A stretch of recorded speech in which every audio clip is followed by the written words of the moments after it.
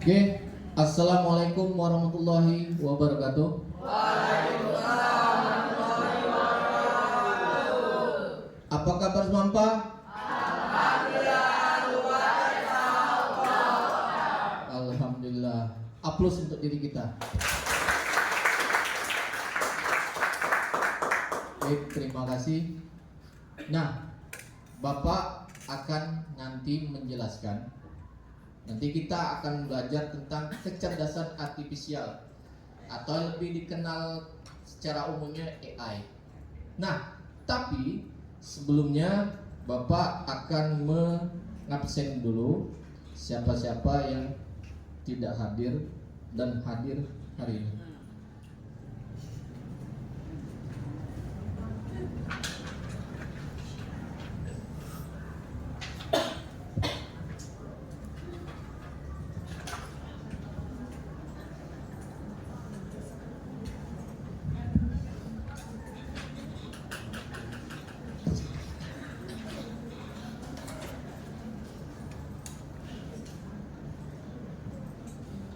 Ahmad Zaki, Hadir, Pak.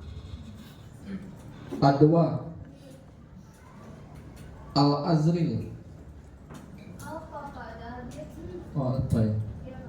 Almira, Amelia, Akela,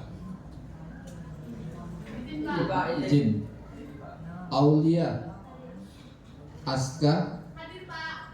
Clarissa, Hadir, Pak. Daniel, Dorji, Paris, Hasifa, Hadir, Pak. Kaila, Hadir, Pak. Kurnia, Hadir, Pak. M Habib, Margariza, Hadir, Pak.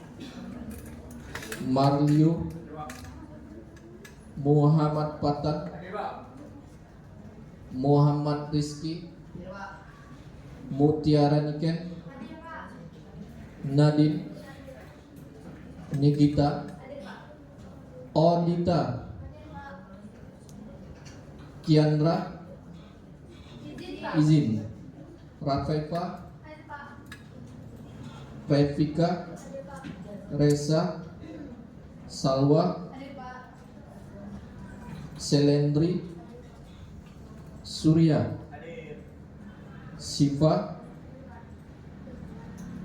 Terta, Jessica. Oke, terima kasih. Nah, sekarang sebelum kita memulai untuk pembelajaran untuk kecerdasan artifisial, kita sebelumnya kita mulai dulu untuk ice breaking dulu kita. Oke, ice breakingnya silakan kalian buka Google-nya, Google Chrome, dari Google Chrome silakan diklik. Silakan kamu Kahoot, KHOOT. Kita mulai.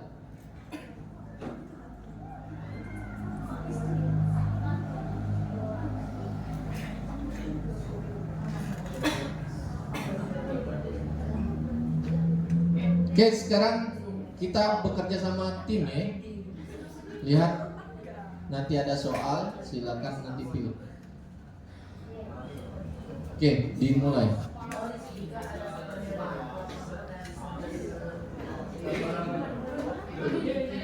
Itu jawabannya tinggal pilih.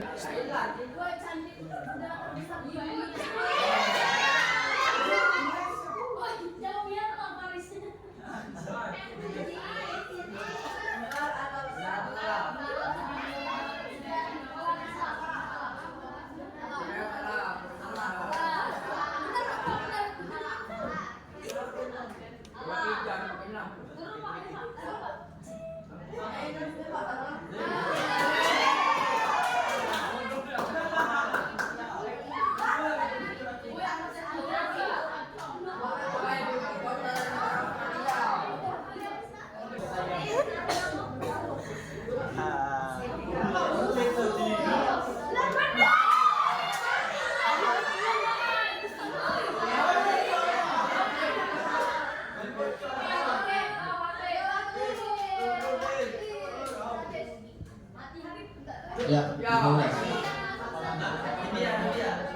Kamu jawablah. India. Iya, Bos. Ini apa? Sini. Oh, tidak tahu.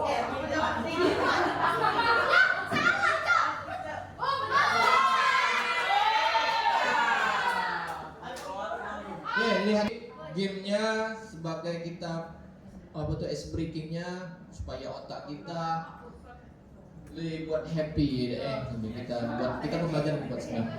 Oke, sekarang kita mulai. Oke, nah sekarang kita ke kecerdasan artifisial. Oke, silakan mau lihat di sini jadi, mau di situ jadi.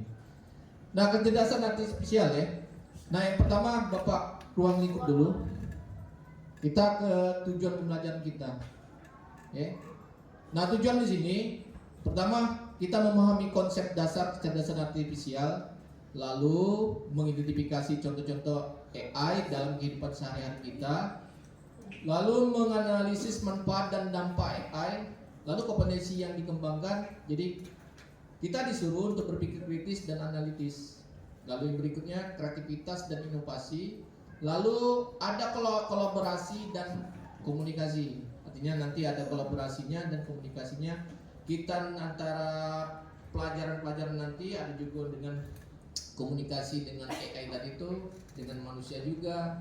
Nah, lalu berikutnya sekarang pertanyaan dulu.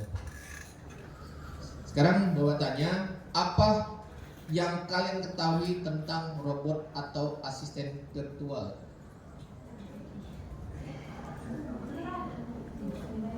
Ayo.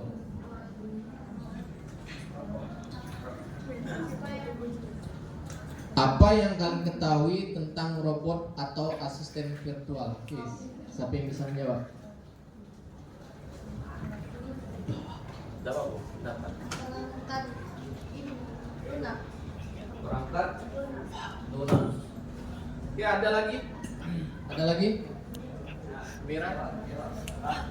Aduh, Surya.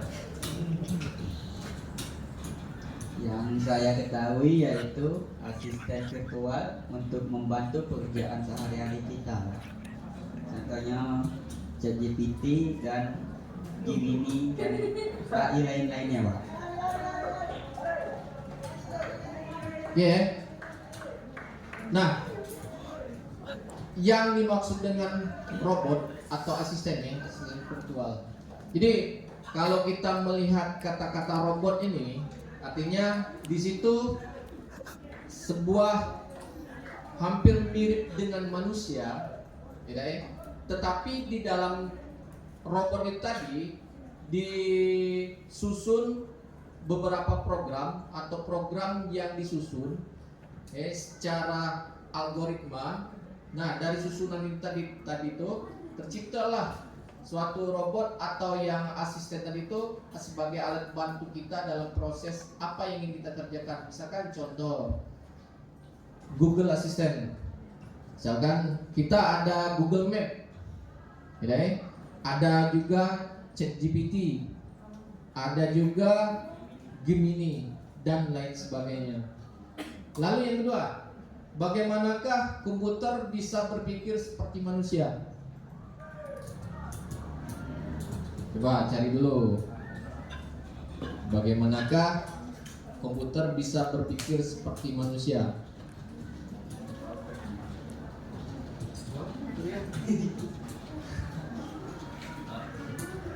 Sebelum dijadikan sebagai asisten virtual, komputer bisa berpikir karena ada bantuan juga manusia, Pak. Sebelumnya kita harus menganalisis dan mengetahui dan memasukkan ke dalam komputer, decoding, Pak, lalu dikembangkan lagi menjadi asisten virtual, Pak. Terima kasih Surya.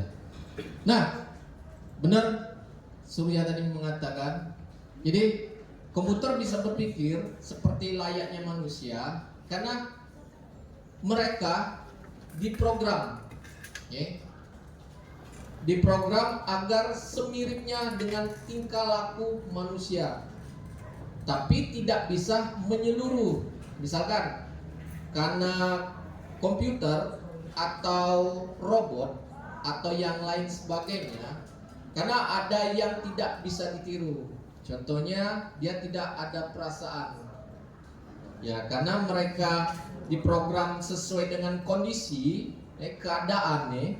Jadi sesuai dengan kondisi itu apa yang diminta oleh pengguna, atau perintah, yang dimasukkan atau program dimasukkan, bahasa program dimasukkan ke dalam program tersebut. Terutama yang termasuk tadi itu yang robot tadi, asisten virtual, sesuai dengan kegunaannya. Lalu yang ketiga, apakah AI akan menggantikan pekerjaan manusia di masa depan? Yang lainnya?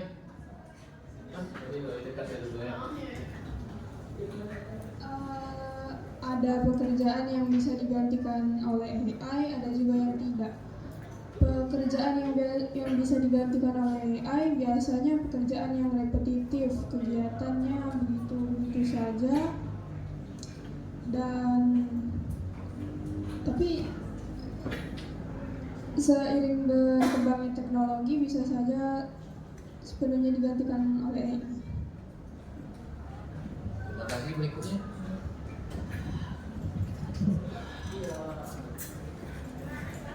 AI tidak akan menggantikan manusia, tetapi AI akan mengubah cara pola pikir pada manusia, akan mempermudah cara kita bekerja. Kenapa? Karena AI akan mengakses informasi terlebih dahulu, menganalisis informasi, dan bahkan jawaban pertanyaan pelangganan yang biasanya manusia belum tahu, tetapi adanya AI mungkin bisa mempermudah cara kita bekerja, Pak.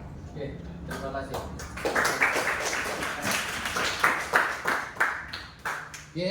Jadi AI kalau menurut kita ya tergantung dari individu masing-masing ya.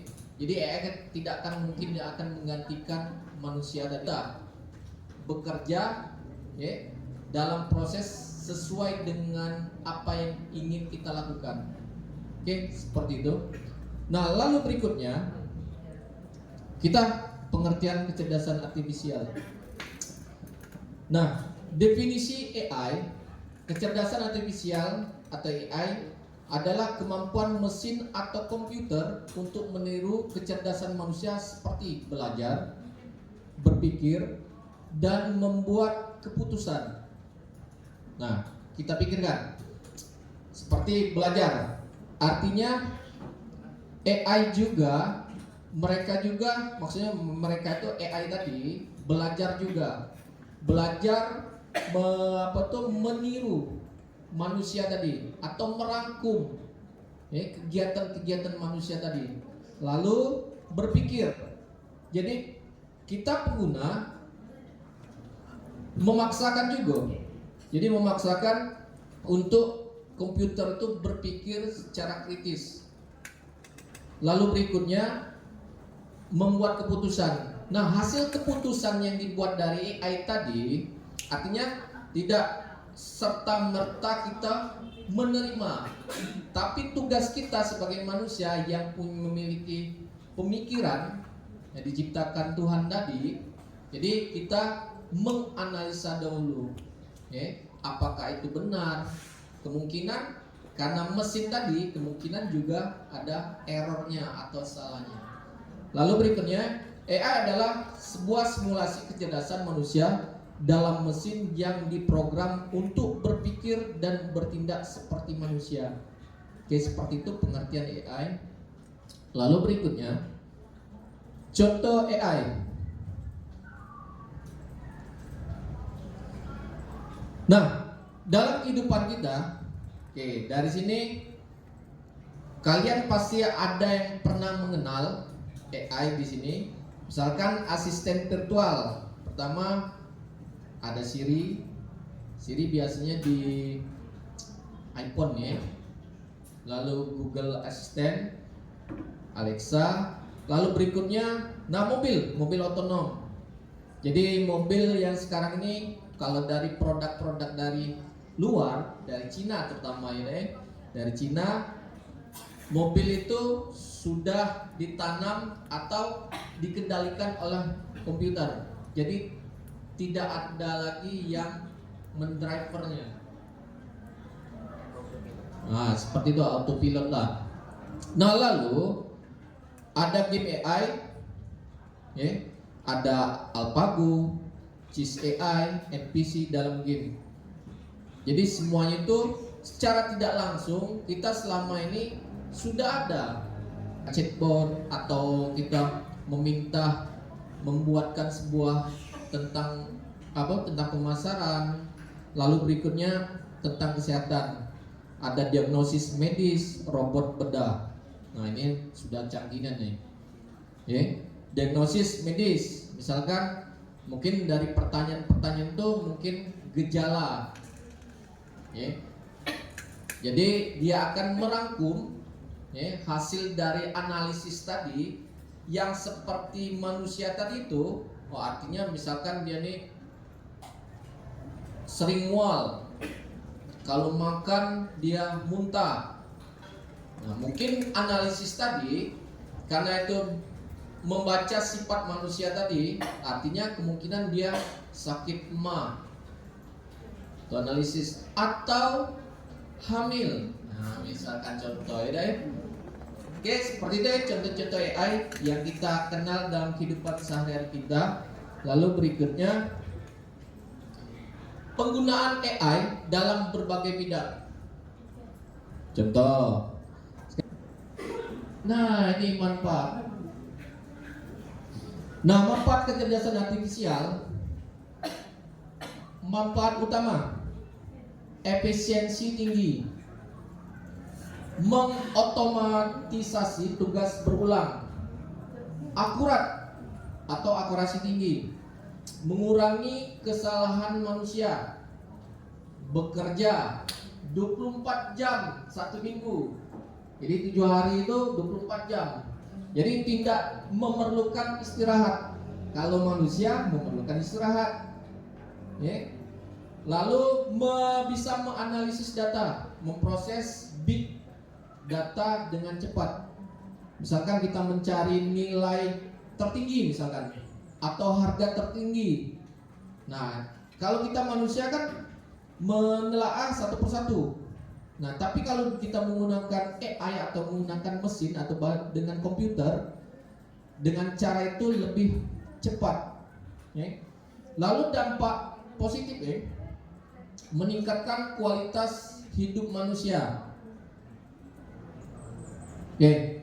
Nah, meningkatnya kualitas hidup manusia artinya tadi yang kita tidak tahu, ya, dengan teknologi tadi kita bisa belajar, itu segi positifnya. Walaupun nantinya segi negatif itu pasti ada.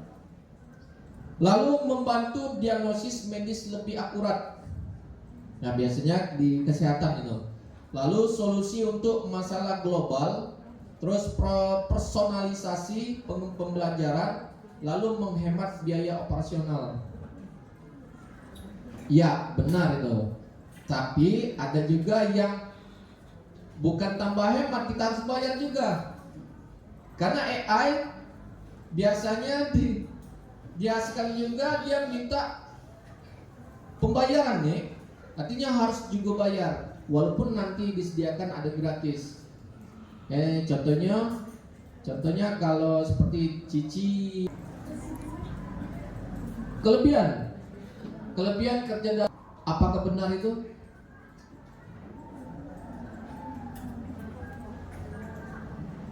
Benar. Apakah manusia bisa flashback ke belakang, mengingat memori yang kemarin-kemarinnya? Bisa tak? Apakah lebih cepat kita atau komputer? Nah, artinya ada, ya. Nah, jadi kecepatan tadi itu, ya, kalau dalam bentuk pemrograman memang lebih cepat, ya, karena dia menganalisis data-data yang semua ada yang sudah tersimpan di dalam cloud, ya, atau server. Contoh yang terbesar nih Google. Kekurangan Nah, coba lihat. Biaya tinggi, pengembangan dan maintenance-nya memerlukan investasi besar. Benar. Nih, contoh AI dalam kehidupan sehari-hari bentuk. Nah, yang sekarang kita untuk kelompok 2 orang. Ya, 2 orang. Ini tugasnya. AI membantu menulis laporan, email, atau presentasi dengan lebih cepat dan rapi. 2. Meningkatkan produktivitas.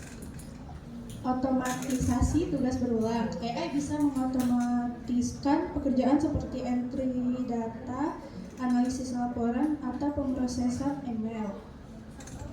Mendukung pembelajaran dan pendidikan. Tutor pribadi. AI bisa menjelaskan pelajaran yang sulit, memberi latihan soal, hingga memberikan umpan balik instan.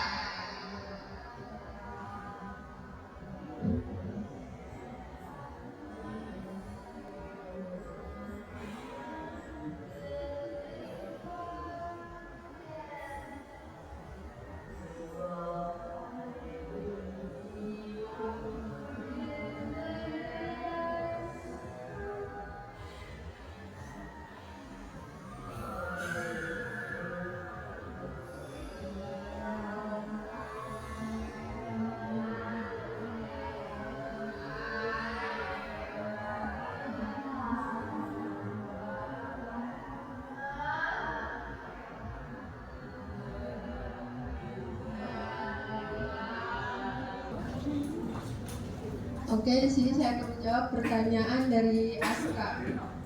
AI dalam pendidikan memiliki dampak positif seperti personalisasi pembelajaran, aksesibilitas pendidikan, otomatisasi tugas,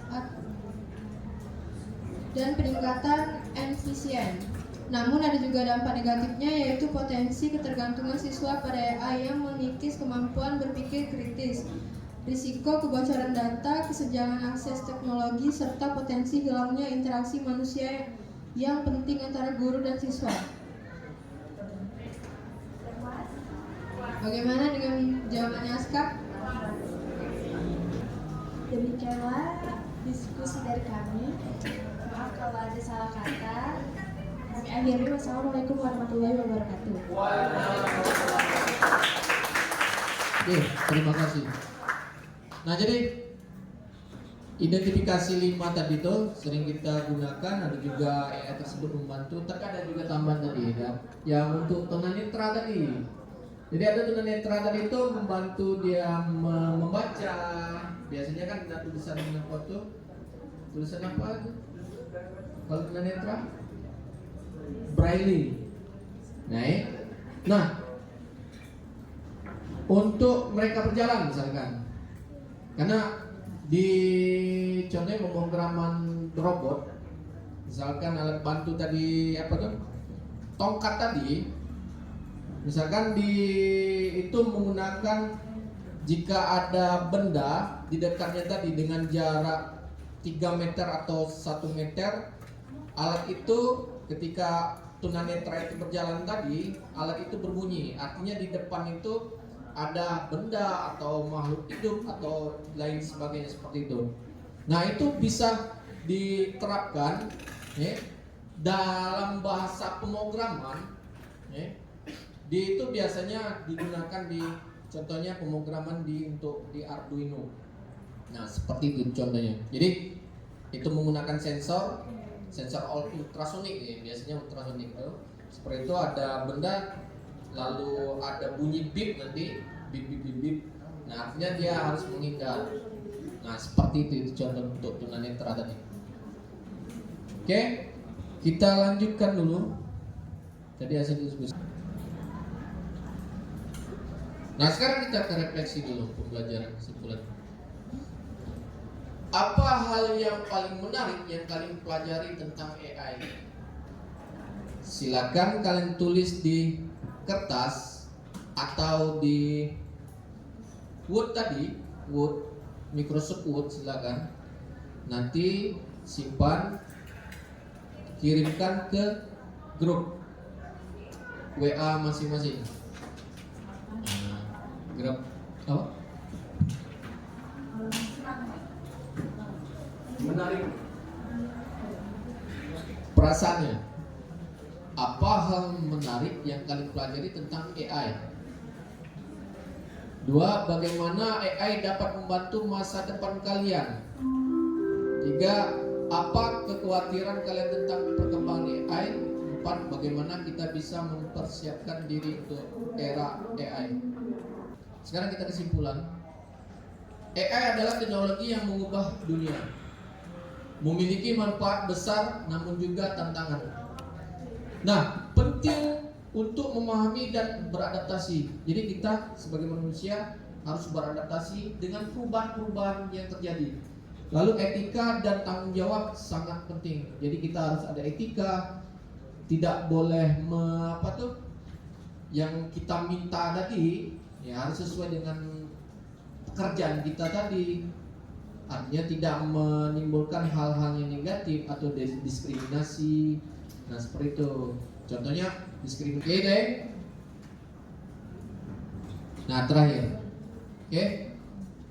Terima kasih ya atas perhatiannya. Ya, Bapak akhir dulu. Assalamualaikum warahmatullahi wabarakatuh. Waalaikumsalam warahmatullahi wabarakatuh. Terima kasih.